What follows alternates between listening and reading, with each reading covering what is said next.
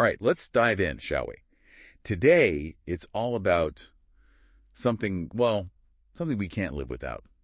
Oxygen. Absolutely essential. You guys have sent in some medical learning material on mixed venous oxygen saturation, SVO2 for short. Right. And I've got to say, it's a bit of a head scratcher. It can be, yeah. But no worries, we're going to break it all down. Absolutely. Figure out just how our bodies use this precious gas. You know, what happens when things go wrong. Right.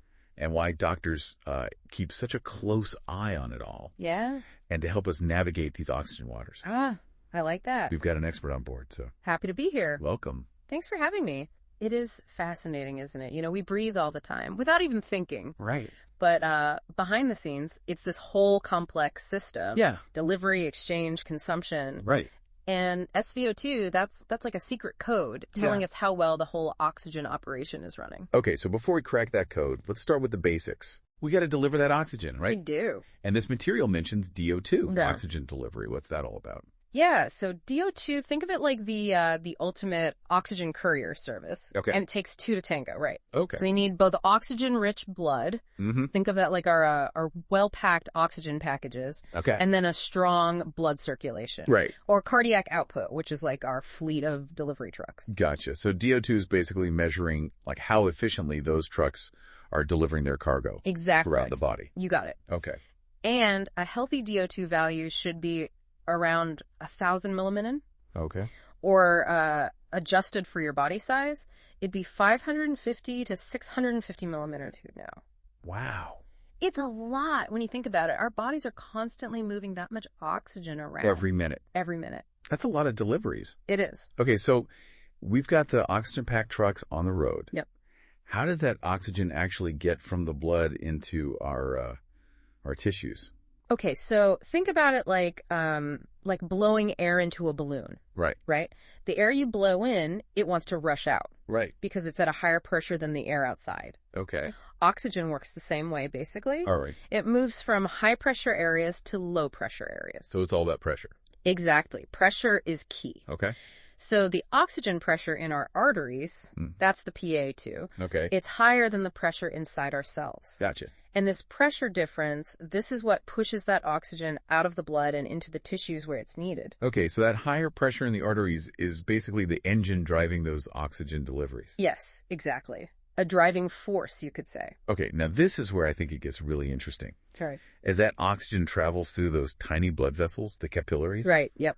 The pressure gradually drops. Right. Yeah. And this pressure drop triggers hemoglobin. Uh-huh.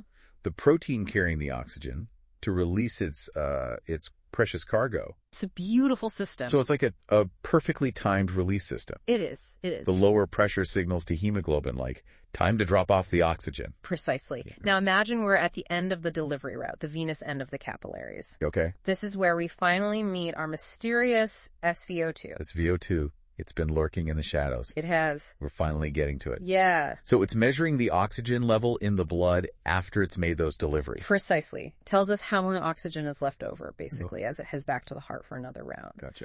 And a normal SVO2, about 75%, which translates to a venous oxygen pressure, or PDO2, of 40 millimillimeters G. Okay. So those are our magic numbers. 75%, 40 millimillimeters G. Got it. But why are those so important? Well, remember our balloon analogy? Yeah. That pressure difference between the 40 millimillimeters G in the veins and the even lower pressure in the tissues, that's crucial. Okay. It ensures that oxygen keeps flowing efficiently, even at the very end of the line. So even at the last stop, Yeah. there's enough pressure to push those final oxygen packages into the tissues. You got it. Okay. Yeah.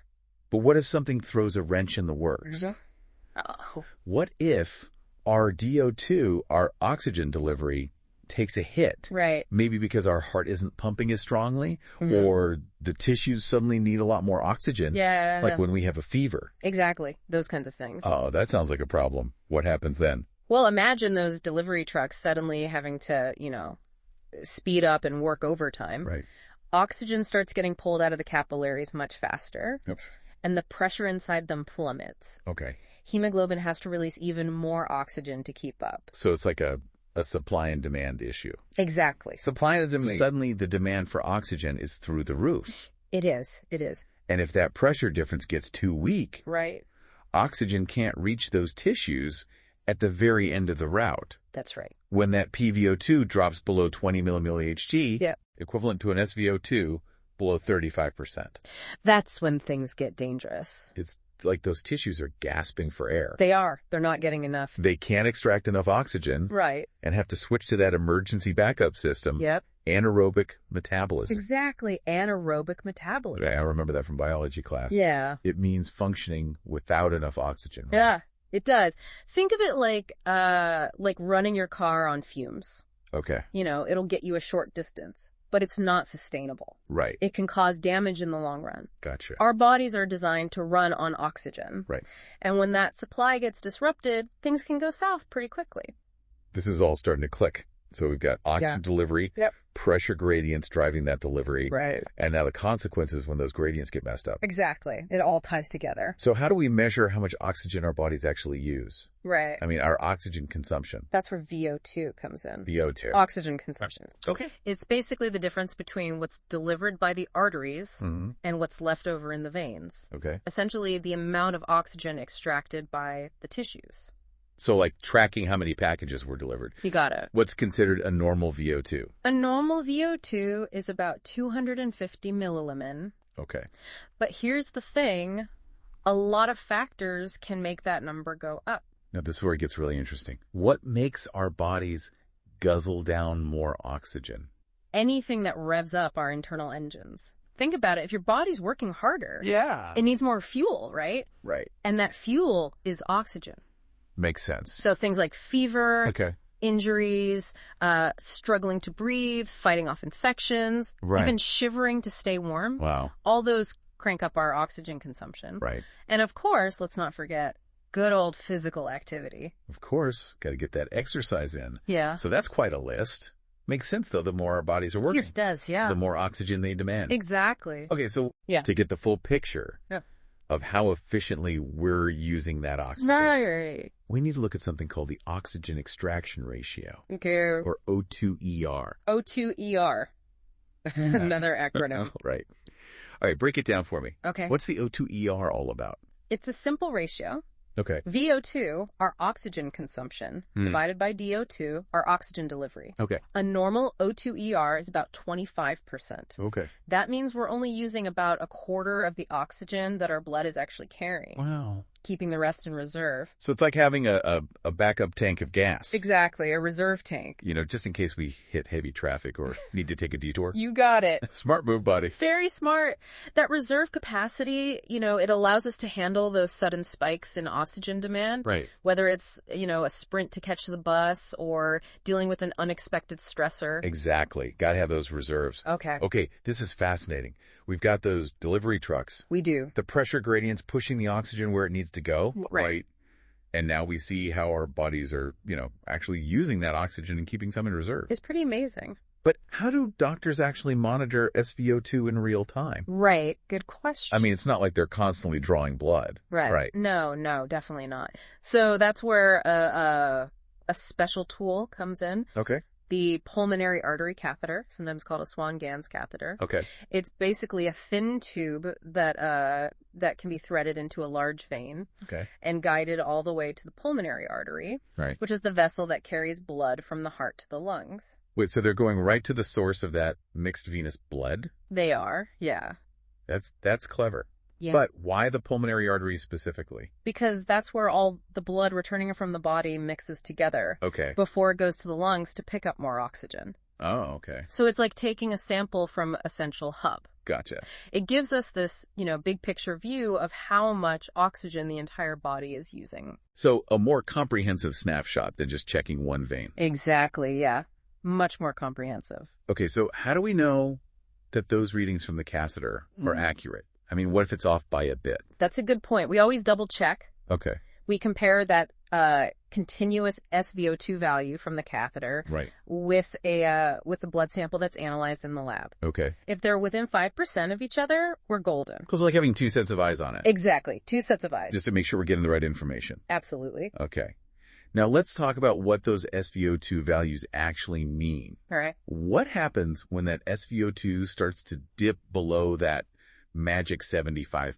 Right. What's that telling us? Well, a decreased SVO2, that's a red flag. Okay. It's like that check engine light flashing on your dashboard. Oh. Something's not right with the oxygen situation. Okay. Broadly speaking, it can mean either the oxygen supply is dwindling or the demand is skyrocketing. Okay, so let's start with that dwindling supply side. Okay, sure. What could cause that? Well, first we might have a heart that's not pumping as strongly as it should. Right. Think heart failure, certain arrhythmias, or even high pressure in the lungs pushing back against the heart. Okay. All those can reduce cardiac output, and remember, that's one of the key components of DO2. Right. It's like those delivery trucks are stuck in traffic. They are. Unable to make their rounds efficiently. Exactly. Or we might have a problem with the oxygen content of the blood itself. Right. Yeah. Maybe there's just not enough oxygen getting into the blood from the lungs, which could be due to lung disease, low oxygen levels in the air, or even problems with the ventilator if someone's on life support. All possibilities. So it's like the packages themselves are running low on oxygen. They are, yeah. Even if the trucks are running smoothly. Exactly. Another culprit could be low hemoglobin levels, which can happen with anemia or blood loss. Right. Hemoglobin is our oxygen carrier. It is. So if there's not enough of it, the blood just can't transport as much oxygen. Right. It can. Even with a strong heart and healthy lungs. That's right. It's like having trucks with limited cargo space. I like that. They just can't haul as much oxygen as they normally would. A good analogy. Okay, so what about the other side of the equation? Okay. That skyrocketing demand. Right. What makes our bodies suddenly need more oxygen than usual? Well, anything that makes our cells work harder Right. is going to increase their oxygen demands. Right. So think fever, shivering, seizures, even intense pain. Wow. These conditions, they rev up our metabolism. Okay. And that means we need more oxygen to fuel those metabolic processes. So it's like all those cells are suddenly shouting, we need more oxygen. Stat. Exactly. They're putting in their orders. And if that supply can't keep up with that increased demand, that's when we see that SVO2 start to plummet. That's right. This is making me really appreciate how much goes into simply breathing and using oxygen. It's a lot more than we realize, isn't it? Now, what about the flip side? Okay. What if the SVO2 goes up? Right. Is that always a good thing? That's a great question. It might seem counterintuitive, but a high SVO2, it doesn't always mean everything is, hunky-dory. Okay. Sometimes it just means there's more oxygen available than the body needs at that moment. Wait, so our bodies can have too much oxygen? Well, not too much in the sense of being harmful. Right. But it can be a sign that something else is going on. Okay. For example, maybe the heart is pumping super efficiently, delivering more oxygen than the tissues need at that moment. All right. Or maybe there's an unusually high amount of oxygen in the blood. Okay. Which can happen with certain medical interventions. So it's like those delivery trucks are arriving at their destination. Right. But there's nobody there to receive the packages. You got it. Another possibility is that the body's oxygen demands have actually decreased. Okay. This can happen with things like hypothermia, right, where the metabolism slows down. Okay. Or paralysis, okay, where muscle activity and therefore oxygen consumption is reduced. It's like those cells have hit the snooze button. They have. And they aren't needing as much oxygen for a while. Precisely. But here's where it gets a little tricky. All right. A high SVO2 can also be a sign that something's interfering. Right. With the cell's ability to actually use the oxygen that's being delivered. Exactly. Okay, hold on. Yeah. The oxygen is getting there. Uh-huh. But the cells can't use it. Right. Why would that happen? That's a sign of what we call cytotoxicity. Cytotoxicity. Which is basically a fancy way of saying that something is poisoning the cells and preventing them from using oxygen properly. Okay. This can happen with things like cyanide poisoning, carbon monoxide poisoning, or even severe sepsis, where the body's own inflammatory response starts damaging tissues. Wow, that's scary. It can be, yeah. So a high SVO2 isn't always a good sign. No, not always. It's like having a fully loaded delivery truck arriving at a building that's locked up tight. Exactly. The goods can't get inside where they're needed. Exactly. It's all about context. Okay. We need to look at the big picture, the patient's overall condition, medical history, and other test results to really understand what that SVO2 number is telling us. So you have to kind of put it all together. You do. This is really making me appreciate how complex this whole oxygen business is. It is complex, yeah. You mentioned earlier that lifestyle choices can impact oxygen dynamics in the body. They can, yeah. Can you elaborate on that a little bit? Absolutely. You know, it's amazing how much our daily habits affect our bodies. Right. At such a fundamental level. Yeah. Let's start with something as simple as exercise. Okay. When we're physically active. Our muscles are working harder. Right. And that means they need more oxygen to fuel those contractions. So it's like those delivery trucks are kicking in a high gear. They are. Trying to keep up with that increased demand from those working muscles. That's right. And here's the cool part. Okay.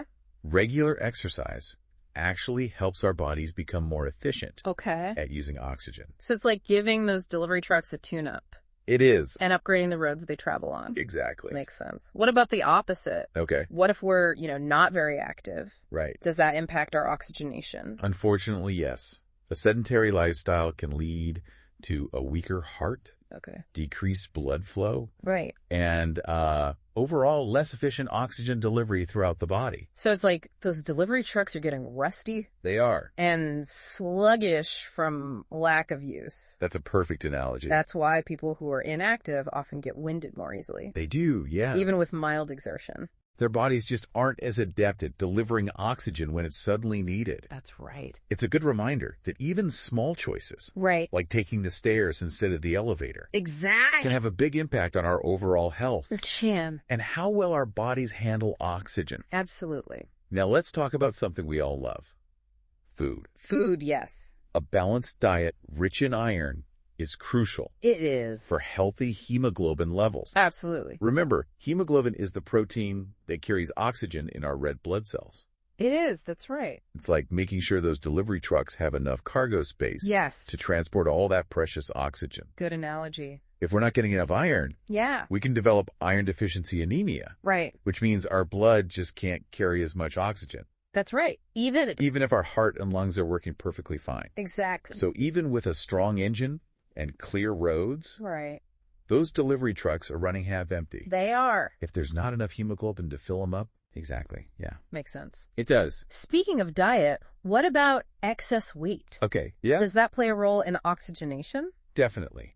Carrying extra weight, it puts a strain on the heart, Okay. forces it to work harder to pump blood throughout the body. Right. It's like adding extra weight to those delivery trucks, Yeah. making them struggle to climb those hills. And over time, that extra strain can lead to heart problems, right? It can, yeah. Things like high blood pressure, Uh-huh. coronary artery disease, Yep, even heart failure become more likely. that's right. And as we've discussed, Right. a weakened heart means less efficient oxygen delivery. Right. It's a vicious cycle. It is, it is. This is all really eye-opening. It is, yeah. It's incredible how much our lifestyle choices Right. impact something as fundamental as how our bodies handle oxygen. It all comes back to those basic things. Okay, what about smoking? Okay. I know it's bad for our lungs, It is. but how does it specifically affect oxygenation? Smoking is like, it's like waging war on your lungs. Yeah. It damages those delicate air sacs, the alveoli, Right. where oxygen crosses from the lungs into the bloodstream. Okay. It's like poking holes in those oxygen packages, Ouch. making them leaky and less effective. That's a vivid image. It is, isn't it? So even if the heart is pumping well Right. and there's plenty of hemoglobin, Yep. the oxygen itself is having trouble getting into the blood in the first place. That's exactly right. This damage leads to lower oxygen levels in the blood, It does. which can trigger a whole cascade of problems, It can, yeah. from shortness of breath to fatigue to even heart problems in the long run. It's all connected. It's a reminder that our bodies are incredibly interconnected. They are. What we do to one part can have ripple effects throughout the entire system. Exactly. Now let's shift gears a bit Okay. and talk about something a little more adventurous. All right, I like it. What happens to our oxygen levels when we climb a mountain Ah, or travel to a high altitude? the thin air of the mountains. It's a whole different ballgame up there. Right. As we ascend to higher altitudes, Mm-hmm. the air pressure decreases. Yeah. That means there are fewer oxygen molecules Right. packed into each breath we take. So it's like those delivery trucks are suddenly facing thinner air, Yes, making it harder for them to maintain their usual speed. that's a great analogy. Our bodies initially struggle to adapt, right? They do, yeah. We might experience symptoms like shortness of breath, Mm-hmm. headache, fatigue, even nausea. All of those, yeah. It's like our bodies are saying, hey, where'd all the oxygen go? Exactly. They're a bit confused. But here's the amazing thing. Yeah. Our bodies are incredibly resilient. They are. They're amazing. Over time, they start to acclimatize to that thinner air. Right. We produce more red blood cells, boosting our hemoglobin levels. Yeah. And our circulatory system becomes more efficient at delivering oxygen. It does. To those tissues that need it most. Exactly. So it's like our bodies are saying, okay, new game plan. New plan. We need more trucks, more cargo space, and faster delivery routes. To handle this thin air situation. Love it. That's why people who live at high altitudes often have higher hemoglobin levels. You do. Than those who live at sea level. It's fascinating. It's their body's way of adapting to that lower oxygen availability. Exactly. This is all so fascinating. It really highlights how interconnected everything is. It really is. From the air we breathe, to the food we eat, to the choices we make every day. It all plays a role in how well our bodies handle oxygen. It all comes back to those basic things. You mentioned pre-existing conditions earlier. I did, yeah. How do those factor into this whole oxygen equation? Pre-existing conditions, they can definitely throw a wrench in the works. Yep. When it comes to oxygen delivery and consumption. Right. Think about it. If you have a heart condition that, weakens your heart's pumping ability, that's going to directly impact your cardiac output and DO2. It's like having a delivery truck with a sputtering engine. Exactly. It's going to struggle to make all its deliveries on time. Exactly. Or if you have a lung disease like COPD or asthma, right. Those airways are narrowed and inflamed, making it harder for oxygen to get into the bloodstream in the first place. It's like those oxygen packages are encountering roadblocks. They are, yeah. Along the way. Yep. Slowing down their journey to the tissues. Precisely. And these conditions, they force the heart and lungs to work harder. Right. Which can lead to, further complications down the line. It's a reminder that our bodies are incredibly resilient. They are, yeah. But they can only handle so much stress before things start to break down. That's right. Now, remember anemia. We talked about how low iron levels can lead to low hemoglobin. Right. Those oxygen-carrying molecules in our red blood cells. Well, anemia can also be a side effect of other chronic conditions. It can, yeah. Like kidney disease or cancer. That's right. So even if the heart and lungs are doing their best, those delivery trucks are still running half empty.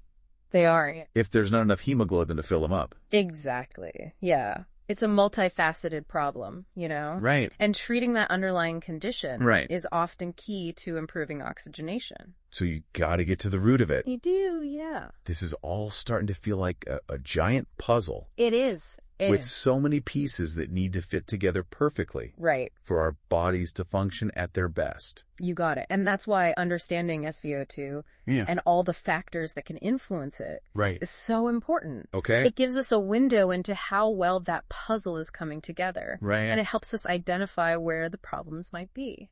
This has been an incredible deep dive. It has, yeah. Thank you so much for sharing your expertise. My pleasure. And making all of this complex information so accessible. Happy to do it. I mean, we've gone from those oxygen-packed delivery trucks. We have. To pressure gradients. Right. To the amazing ways our bodies use and conserve oxygen. It is pretty amazing. To all the things that can disrupt this delicate balance. Yeah. It's a lot to take in. It's amazing how much goes into simply breathing. It is amazing, isn't it? And it's a reminder that even though we take breathing for granted, it's this complex and vital process that deserves our attention and care. It does. Yeah. So for our listeners who are eager to explore even further, I encourage you to dive into the world of other conditions that can impact oxygenation. Sure. How does sepsis, a serious infection that can spread throughout the body, affect those oxygen deliveries? Interesting question. What unique challenges do pregnant women face in meeting their own? Right. And they're developing babies' oxygen needs. Good question. There's a whole universe of knowledge waiting to be discovered. There is. Knowledge is power. It is. Especially when it comes to understanding our own health. Right. And the amazing things our bodies do. Right. Every second of every day. Absolutely. Well, thank you for joining us on this deep dive into the world of oxygen and SVO2. We'll see you next time for another fascinating exploration into the mysteries of science and medicine. Thanks for having me. We've been talking about how lifestyle, even going up a mountain can change how our bodies handle oxygen. Mm-hmm. But what about when someone already has a health condition? Right. How does that fit into this whole oxygen puzzle? Yeah, so pre-existing conditions, they can definitely make things a bit trickier. Right. It's like going back to our analogy. Oh, yeah. Those delivery trucks, sometimes they got to navigate some pretty challenging terrain. Okay. So take heart conditions, for instance. Right. We know a healthy heart is essential for pumping that oxygen-rich blood throughout the body. Right. But what happens when the heart isn't working at its best? Maybe there's a leaky valve, or the heart muscle is weakened from a previous heart attack. Right. Those kinds of things. It's like one of those delivery trucks has a flat tire. It is. Or a stuttering engine. Yeah. It's going to struggle to make all its deliveries on time. Exactly. Conditions like heart failure, where the heart just can't pump efficiently. Right. Or valve problems that disrupt blood flow. Mm-hmm. These can significantly impact cardiac output and DO2. Okay. Which means, less oxygen is reaching those tissues. Right. So even if the lungs are working fine, and there's plenty of hemoglobin to carry the oxygen, right, the delivery system itself is compromised. Exactly. The infrastructure is not great.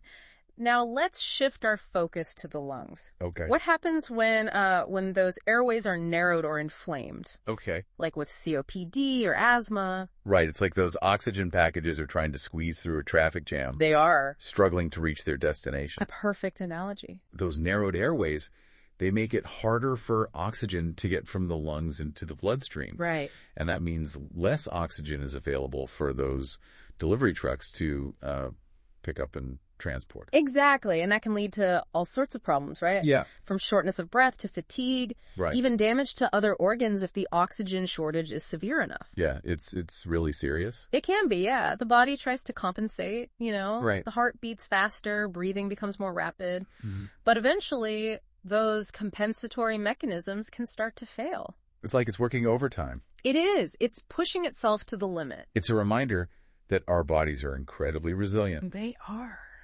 But they can only handle so much stress before things start to break down. Exactly. They have their limits. Now, remember anemia? Yeah. We talked about how low iron levels can lead to low hemoglobin. Right. Those oxygen-carrying molecules in our red blood cells. Right. Right.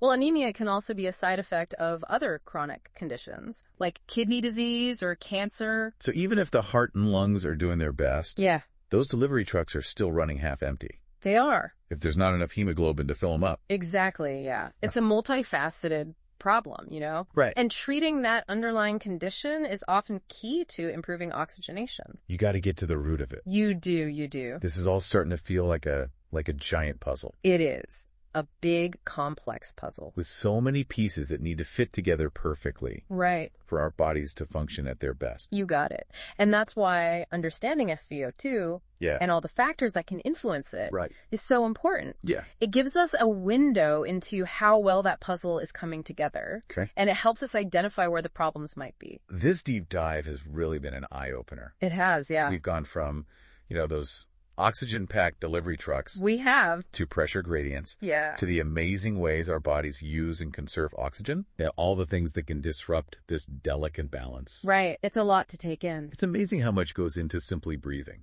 It is amazing, isn't it? And it's a reminder that even though we take breathing for granted, it's this complex and vital process that deserves our attention and care. Absolutely.